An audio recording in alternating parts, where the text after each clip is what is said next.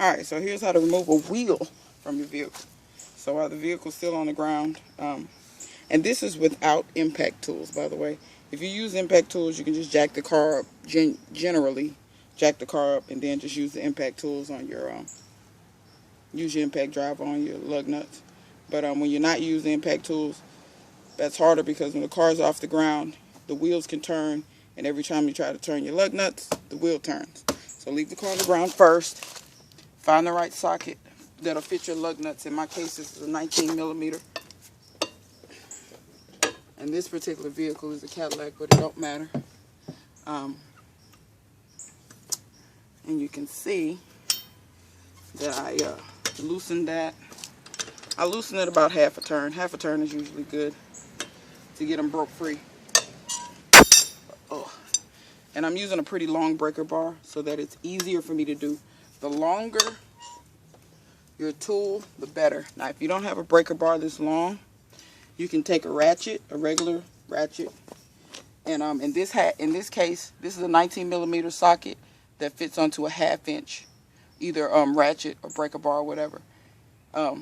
So make sure you got the right ratchets that'll fit your sockets or what have you, that you have an adapter. I really don't like to use an adapter. It actually, I've broken adapters using them on stuff like lug nuts, because sometimes lug nuts can be really tight, especially if you took your car to the tire shop and they use the impact tools to put them on and they just hammer away at it. It's for liability reasons. They don't want the wheel to come off when you leave. But if you ever want to get it back off, it's really hard because they've been hammering on it with impact. So if you don't have a breaker bar this long, get the right socket, get the right ratchet or breaker bar. I like breaker bars better when breaking stuff loose because you can break the gears in your ratchet, especially if you have a cheaper ratchet. If you got kind of a cheap ratchet that don't come with no warranties or anything, you probably will shorten the lifespan of your ratchet if you don't just break it all together. But put a pipe on the end of it to make the handle longer. See, that one was pretty tight. Because I won't lie, the last time I had these put on is when I had my tires put on at the tire shop. But yeah, just put a pipe on the end, preferably a metal pipe. You can try PVC, but it might snap on you. You almost be certain that metal will bend before it'll break. Just any kind of old pipe it'll work. I usually use a black iron pipe. That's usually what I use. But you just want to break them loose first. So now that I got all of them broke loose about half a turn, now I'm going to jack the vehicle up.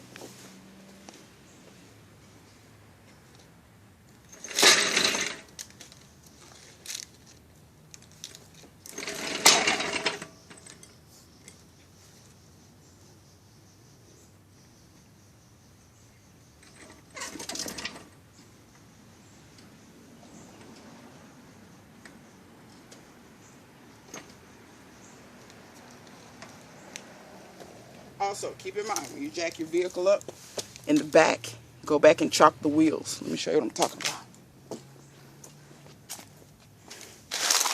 See that brick I got behind the tire? That way, when I jack the car up and those wheels leave the ground, my car is front wheel drive. If I were to just jack the front of this car up with nothing behind these wheels will free spin, your car will roll, it will fall. It has a potential to fall off the jack. You don't want that. If you put something behind the wheels, you can use anything, a brick, a rock, block of wood, 2x4, whatever. Just put something behind those wheels. Make sure your car doesn't roll back, because that could be very dangerous if you're anywhere near the car, under it, what have you, and it rolls back. It rolls off the jack or whatever you have it on.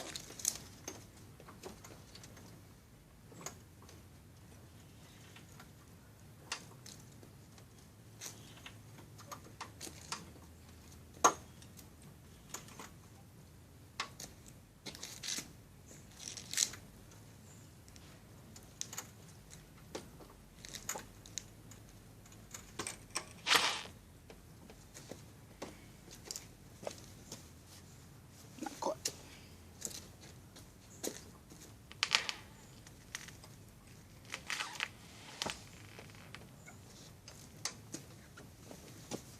Not quite.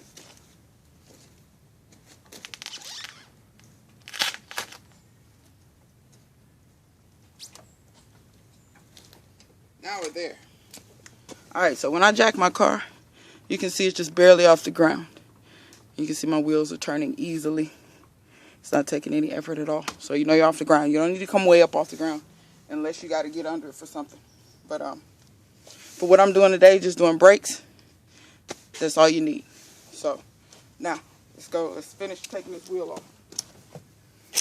I suggest when you change the tire on the side of the road, I don't suggest you jack it way up in the air unless there's a specific reason you're doing that.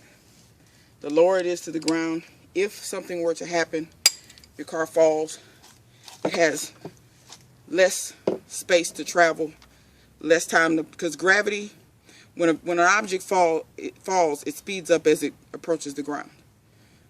That's anything. If you throw something off a roof, it's accelerating all the way until it hits the ground. Same thing with this car.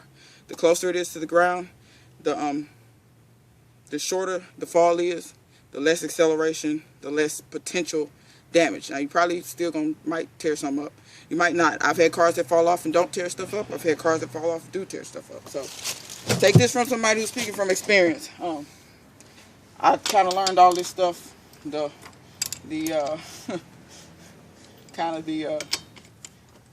trial and error way. So I know about a lot of stuff that can happen. But as you can see, I loosen these lug nuts enough to where you see now it's not taking hardly any effort at all for me to spin these off. And that's what you want. You don't want to make this job so hard on yourself that you either don't want to do it, you can't do it. You know what I'm saying? So the only part that should really take some effort is breaking those lug nuts loose. Past that, everything should be good. See, I just came off by hand. See, these come off pretty much by hand.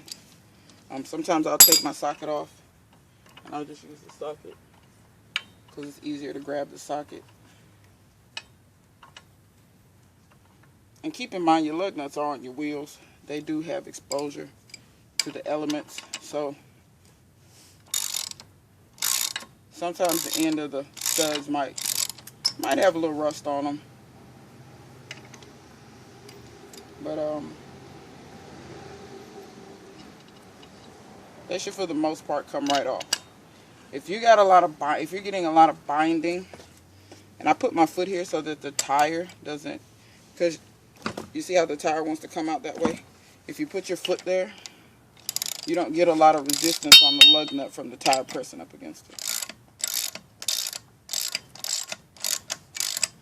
Because the less resistance you can have on that lug nut, taking it off, the less work it is for you.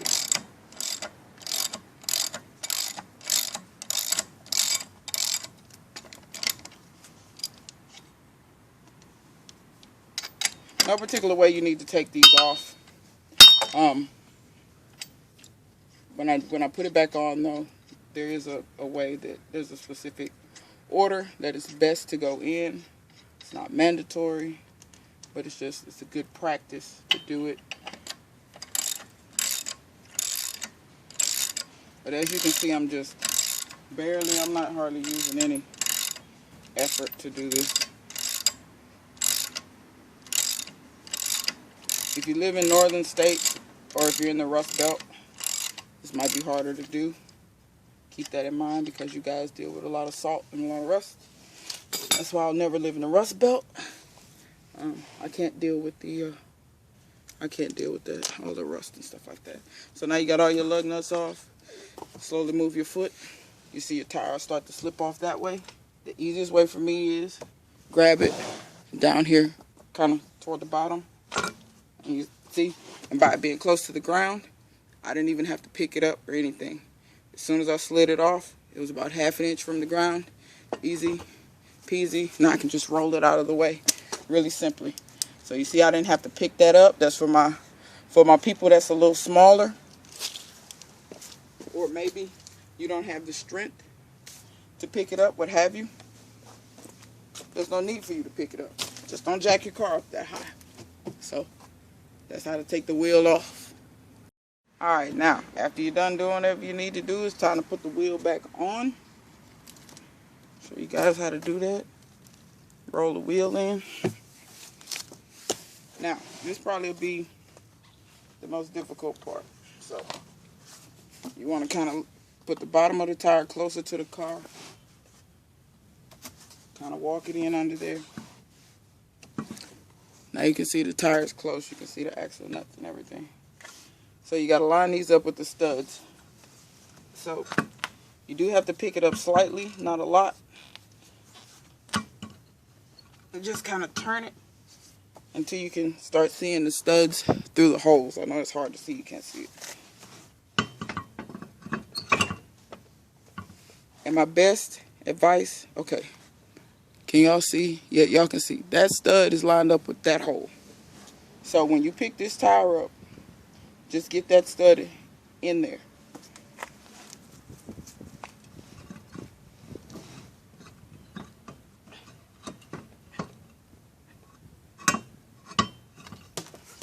I'm going to edit that out. I think my kneecap's in the way. So what you want to do is, you really just kind of want to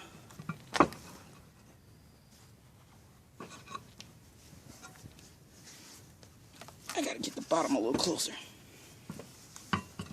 Alright, there you go. Now, see, once you get that bottom close enough, you get one of them lug nuts in them holes, you know, you kind of wiggle it, maneuver it. You gotta have a little bit of strength, alright? Then you just wanna turn these on as far as I go by hand. Now, this is where the pattern makes a difference. I want y'all to be able to see this. So the first one, doesn't matter where you put it on at. So I have the first one on right here. So you want to go across from this one. Either this one or this one, because you see they're across. You don't want to do either one of these that's next to it. You want to go across. It doesn't matter which one. So we'll just pick one. Once again, take your foot. If you push that tire in, you see now I can screw this on easily. The stud's sticking out. So I just chose that one. That's across from it, right? Then you can move your foot. Mind the cat. Then the last one you just put on, go across from it. So since this one is already on, the only one that's across is this one. Once again, not the ones next to it. Not the ones adjacent to it. You want to go across from it.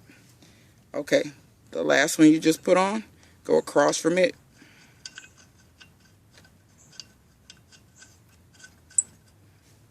Then across from it. So you're basically doing a star pattern. Now, as you tighten them, you want to tighten them in the same star pattern. Take your ratchet, flip it to tighten it, because the last thing you did was loosen. So it doesn't matter which one you start with. So let's just start with this one. And you could do all this, but I just tend to just go around.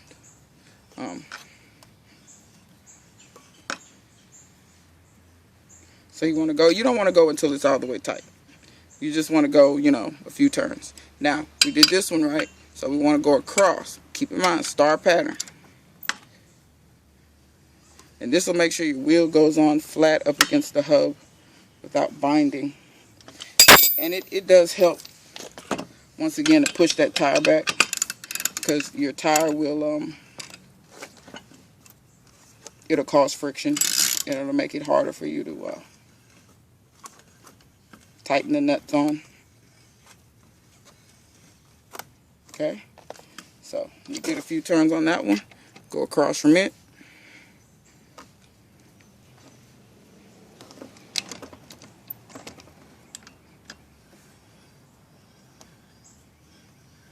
Alright, did a few turns on it, go across from it.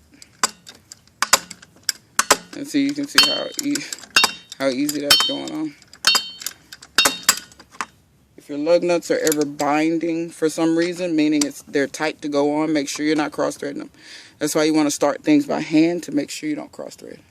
Because if you cross-thread and you mess up the lug nut, that's one thing. But if you mess up the stud, the part the lug nut screws onto, you'll have to replace the stud. Now, it's not a huge deal, but you're causing more work for yourself. Okay?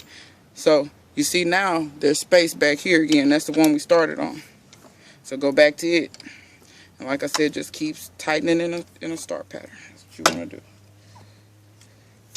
Okay, so go back to the second one we did. And you don't want to tighten the hell out of it because you're going to put it on the ground and do that. Because once again, these wheels will turn. So you just want to tighten until you get snug. Snug. Snug. So now that all of them are snug, we'll let the vehicle down and then we'll finish up. Alright, final step. We back on the ground.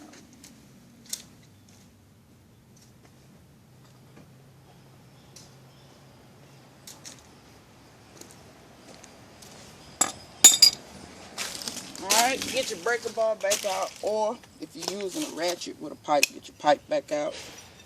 Now you just want to tighten these up, and we're going to tighten them in the same star pattern. Make sure you're going the right way.